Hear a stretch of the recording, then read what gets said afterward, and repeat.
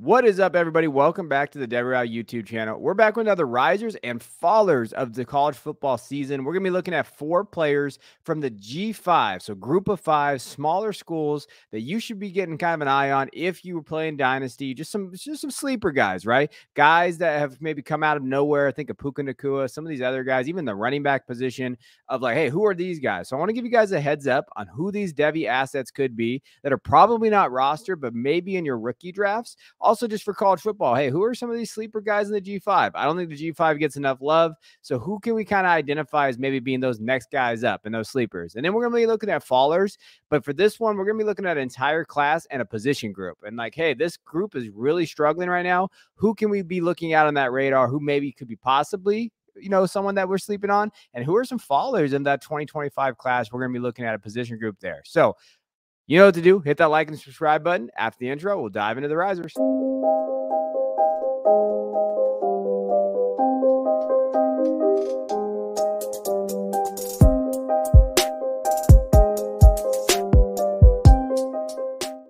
All right, let's get into the risers. Let's just jump right in. We're going to start with the running back, Ashton Jeanty from Boise State. If you haven't heard his name, you should now know who he is because he is absolutely dominating this season.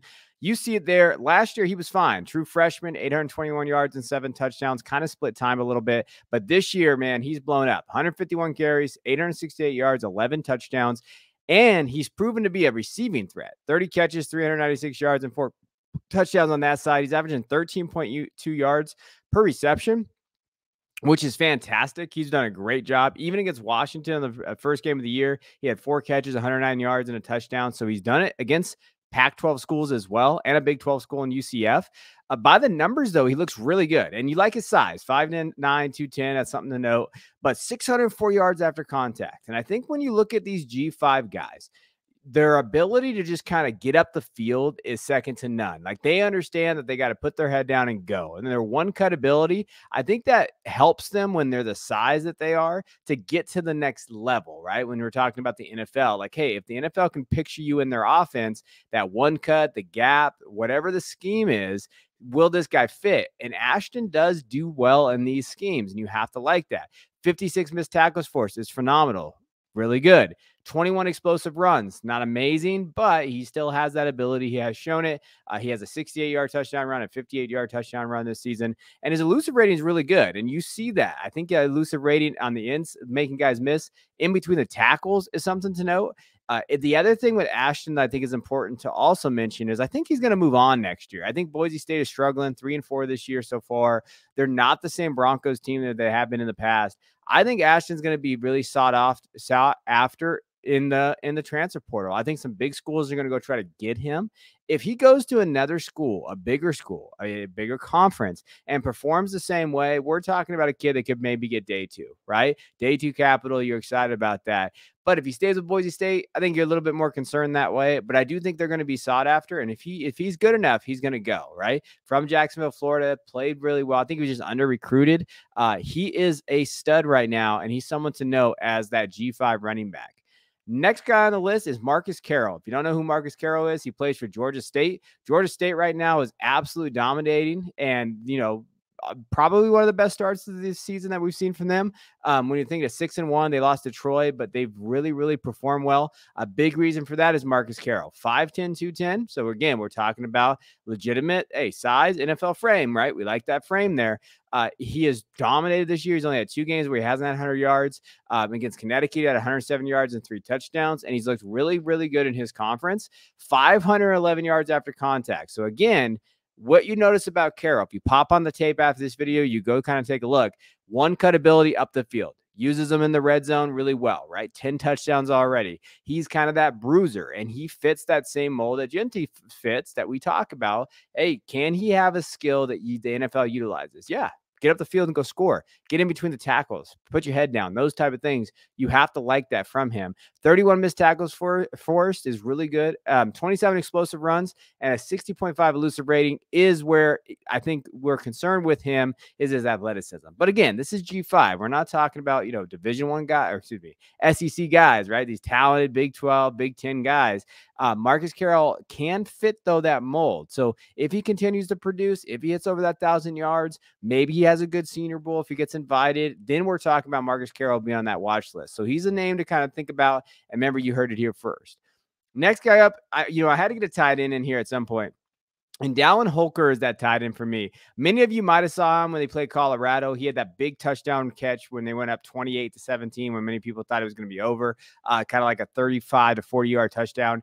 He has looked good this year, 6'5", 240. I think the biggest caveat with him is he's old. So he came into the college football in 2018, went to BYU, did a mission, and then came back. So he's a junior, but technically he's an older prospect, right? 2018 was a long time ago. So when we're thinking of like him at the next level, he's pretty developed. What you have is what you're probably going to get, which does limit his upside. But I wanted to throw him in here because he's having a really good season for Colorado State. 43 catches, 577 yards, 6 touchdowns. Receiving grade is 72.4. Is really good. Only 2 drops. I think that's the one thing I like about his tape the most. Really soft hands. This kid makes a lot of good catches, has shown to be kind of Colorado State's one of their best weapons on the year. And, he's seen it. 4 catches, 80 yards against UNLV. Boise State, 7-85. Utah State, 6-50. He's looked really, really good. When he's Middle Tennessee State after the Colorado game, 11 catches, 112 yards, a touchdown. Colorado, he looked really good. I like that about him. He plays in the slot. So when we're thinking about what is his maybe role at the next level, Dallin just feels like a guy that might be able to fit in there in some of these offenses in the NFL. And 263 yards after catch is not anything to sneeze at. Like, that's not bad. And for a guy his size and his frame, and I do think that he's built that way. I think his blocking can get a little bit better. I think that if he is really 240, because there's some spots where it's 235, he needs to put on a little bit more weight, obviously, at the next level. But I had to give him a shout out. Got to give a G5 tight end a shout out. All right, last riser here is Chris Mitchell. He's a guy that I've really liked from Florida International, 6'1", 175. When we think of him as a prospect, I really like him as a redshirt junior. I've always thought that he was, a little underrated. This year, he's actually really popped off. 43 catches, 713 yards, 5 touchdowns on the year, 16.6 average. You have to like that with him.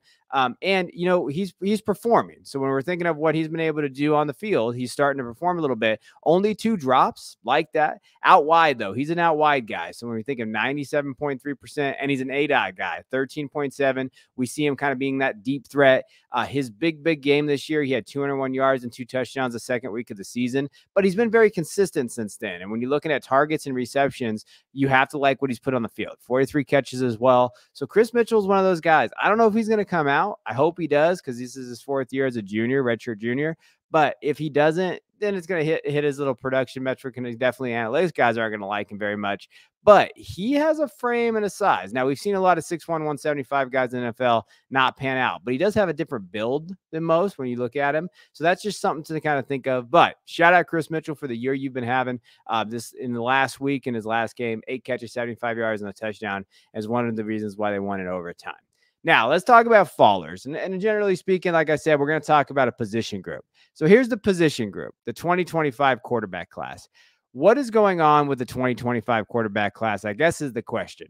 When we're looking overall and looking at my rankings and going through the Devy stuff, I have mentioned that I was the only quarterback outside of Caleb and Drake that I'm super confident in this year was Drew Aller. Well, Drew Aller didn't look very good against Ohio State. So that was a struggle. So we have Aller out there that hasn't looked very good. The next guy in the class, Connor Wiegman, injured again at Texas A&M, not out for the year. Okay, so he's not playing now. Cade Klubnik at Clemson has not looked good. He got thrown on the bus by Dabo. Who knows if he's even at Clemson next year? He could transfer, right? Devin Brown hasn't been able to get on the field. When we just go through the 2025 class, Ty Simpson not out there. Walker Howard is not out there. MJ Morris has really struggled. Ja'Cory Brown hasn't been able to get on the field. And you just kind of go through all these 2025 class guys, and you're just like, oh my gosh, what is happening to the class? Now, I will say this with the caveat. The class could be better. Shedeur Sanders and guarantee you he's coming back next year, right? There's other guys that are, classified as 24 guys that could come back. Jackson Dart could be a top quarterback of that class. I was mentioning it. We do a show every Saturday night and we were talking about it. I mean, what happens when we think of different quarterbacks that, maybe possibly like, yeah, that guy can maybe we never weren't expecting him to come back, but he might, right? So I think there's notices of that. Riley Leonard comes to mind when we think of that. Jalen Monroe from Alabama is another guy. So I think right now the 25 class is definitely falling. Like there's a huge lot of question marks, a lot of landmines. But there is an opportunity for maybe some of these guys to pop off. Maybe a Jalen Milroe, Jackson Dart, those type of guys actually compete. And you're like, oh my gosh, maybe somebody comes back that we weren't expecting. Maybe JJ McCarthy or someone like that. They come back and you're like, oh, they're back. And now that class kind of has solidified itself. But I think as a whole, this is why it's so hard in Devy to draft Devy quarterbacks, because you just don't know what you're getting, right? Like Drew Aller is one of those guys where you thought for sure he's going to pop off. You're still projecting. Like, yeah, I'm comfortable drafting him in the second round because I do think he could be a first round talent next year. But that 25 class is worrisome. And again, that's the tough part. Even the 26 class is worrisome because we haven't seen a lot of those guys out in the field. And Dante Moore got, benched. So that's the problem with drafting Devy quarterbacks. But I would say as a whole, the 25 class right now is kind of falling. But if we have some of these guys come back to school, then we're going to see a big improvement. So I appreciate you guys tuning in this week. As always, hit that like and subscribe button. I'll see you guys on the next one.